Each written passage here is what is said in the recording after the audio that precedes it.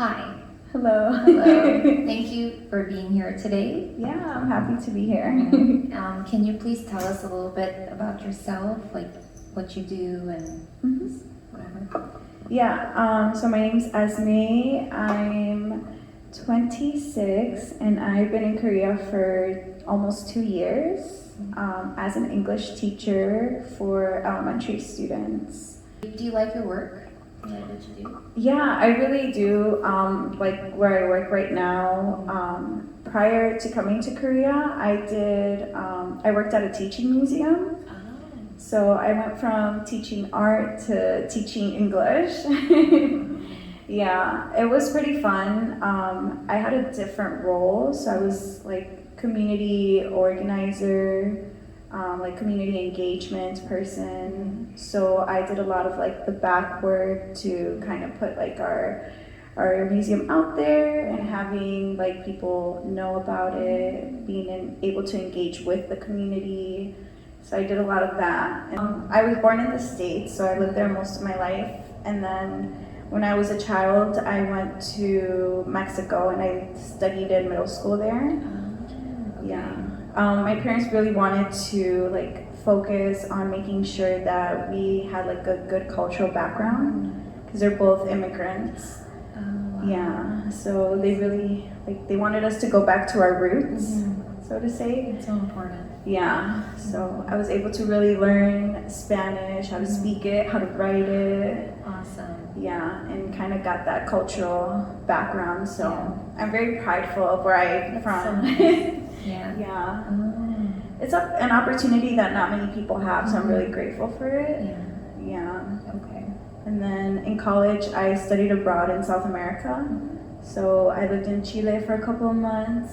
Wow. Yeah. Could you tell us some similarities or differences between Mexico and Korea, or just where you're from? I think, well, one of the things that really shocked me in the beginning was like the habit of not wearing shoes at home. In Mexican culture, that's like really bad because then you'll get sick. But I think that's because like our floors are cement. Oh, okay. So I see. having like our bare feet touch the floor. So like growing up, I would always get yelled at if I didn't have my shoes on. So it just became a habit. And then coming to Korea, I'd be like, oh, please take off your shoes before you come in. And I'm like, why? Are you sure? Grandma, please don't be mad at me. But yeah, that was different. Also, like, we're all pretty close. Like I can see like people in Korea, like it's very family oriented. It is, yeah. And Mexico is kind of the same way, where we think family should be like one of the most important things in our lifestyles. So yeah, that's something that's the same. We both love spicy food, which I appreciate. That's good. Yeah. So that's one of the things. What have you realized, or what have you observed, and what are your thoughts about the Korean education system? Yeah. So one of the main things, I guess, is that Koreans really have like high importance for education. Yes. And it's something that even though you're really small, like it should be a big part of your life growing up. Yeah. So a lot of the students that come to the academy where I work, they also do math academy, or they'll have writing classes, science classes.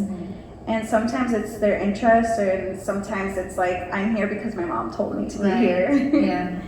But it's a pretty big like lifestyle for them. And also like how scheduled everything is in a child's life. Like that's something that where I come from, it's not really a thing. Like children just go out and play, and they just kind of live a life, and school is like something that they have to do, but it's not their whole life. And so that was interesting for me to see. I think it's helpful and important that like we do, like education is a necessity, I believe, and it's a privilege as well, because not many people can afford like private tutors or academies. So it's good that they're able to take advantage of that.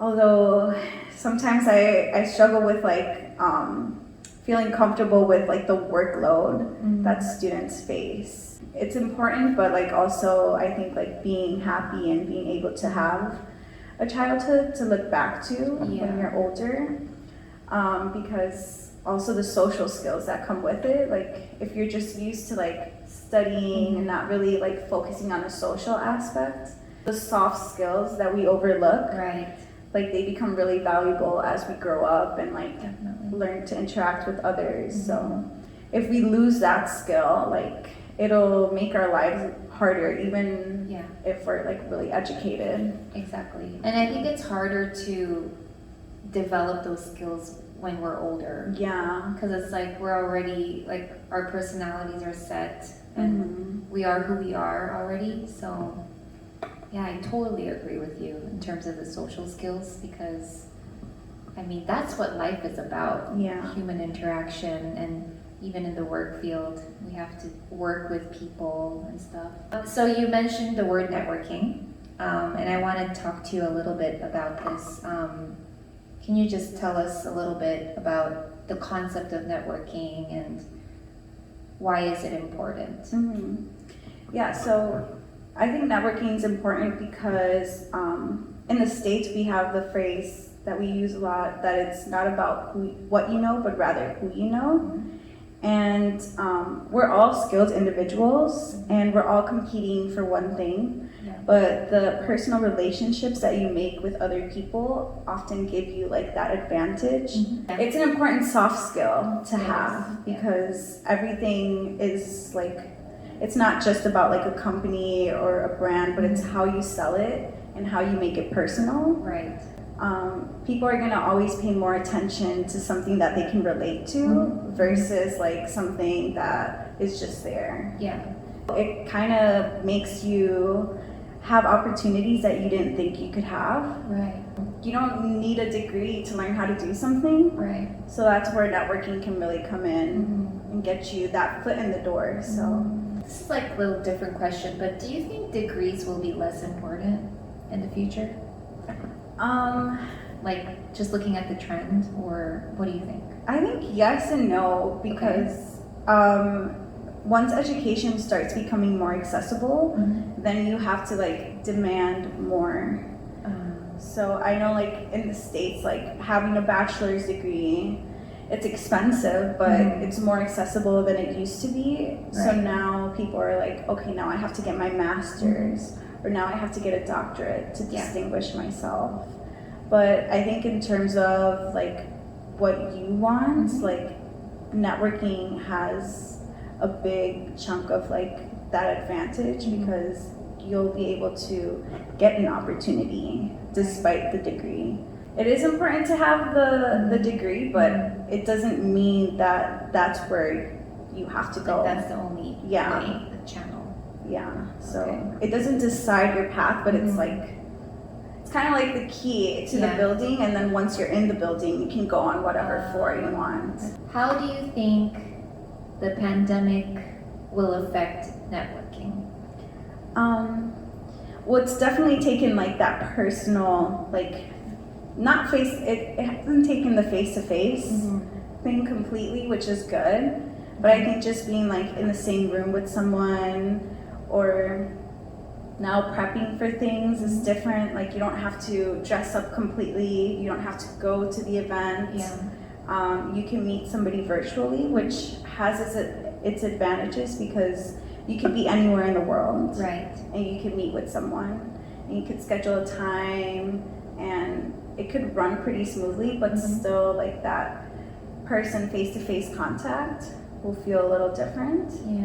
So I think that like the pool of who you can you can network with becomes larger, but that personal aspect kind of loses a little. And how important is the personal aspect, do you think? I think it could be pretty important. Like having coffee with someone and just talking is more natural than being like you behind your computer and I behind my computer and having like a conversation. It could go well, but it's just like that personal aspect that kind of, it gets lost, but those are sacrifices that you have to make. Yeah. But I think overall, like, you're still able to have success in networking, even if it's like through a digital platform. Right. I think it's also made it like it's made us be creative on how we do our jobs, how we teach. That's a good point. So, like, one of the things that I noticed, like, early on when I came to Korea is my students are really smart. They know lots of vocabulary words, lots of grammar, but they're not able to, like, incorporate it into conversation. That's something that they really struggled with. Yeah. And conversation is something that you just get better with practice. Yes. And it's a lot like when we were in class, we just kind of go through books and we read a lot of grammar, read a lot of practice sentences. But with technology now, there's different things I can incorporate, like videos, where students are able to see how, like, just kind of like what we're doing now, where they're able to see how people interact. And that makes a bigger difference because now they're able to see it versus before when they were only in person. We could only hear it like from a track. Right. So having that visual comprehension is an added skill for them.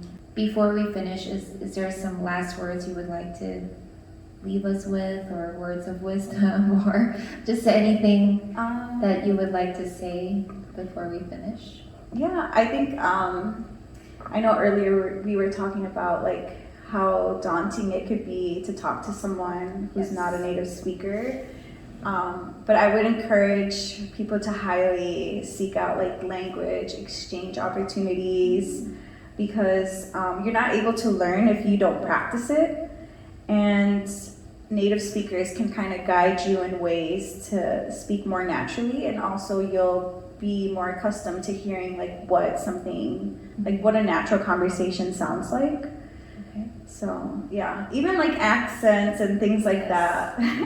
It's something that you like subtly pick up, but the more you're exposed to it, the more comfortable you'll be. And I guess like don't be afraid to ask questions and just kind of submerge in that world. Well, thank you for joining us today. Thank you for having me. Yeah, our pleasure, and we hope you can come back again sometime. And I'll see you soon. Yeah, thank you. Okay, thanks.